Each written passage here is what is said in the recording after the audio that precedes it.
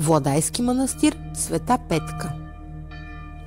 Владайският манастир Света Петка е действащ девически манастир на Българската православна църква. Манастирът е двупрестолен, посветен на две светици – Света Петка и Света Неделя. Владайският манастир е на около 1 км западно от Владая, в югоизточното подножие на Люлин планина. До него може да се стигне пеша от квартала или с кола, като се мине под ЖП линията и веднага след това се завие вдясно.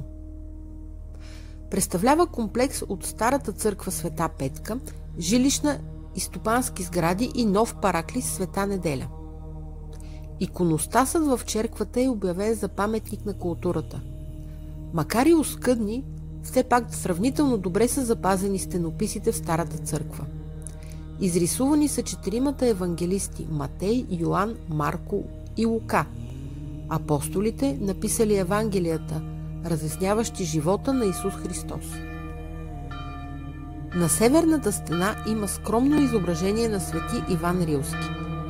По същия начин е изписана и новата църква Параклис, посветена на другата покровителка на Владайския манастир Света Неделя.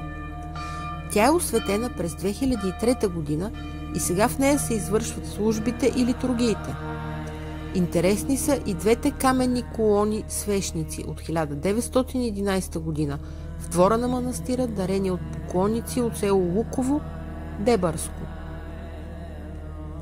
Съществува предание, според което от възникването на манастира през X век той е бил многократно разрушаван и съграждан.